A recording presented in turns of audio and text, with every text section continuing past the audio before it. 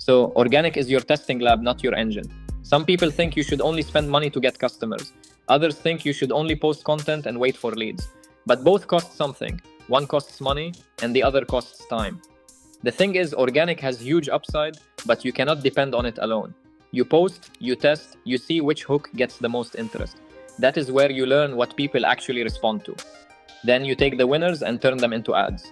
Paid gives you speed, scale, and control. Organic gives you the ideas that make the ads work. One feeds the other, and that is how you grow clean. In Dubai real estate, this is key. You test your angles with short videos, see what buyers react to, then amplify the best ones with paid. You save budget and get stronger leads. Use organic to discover, use paid to dominate.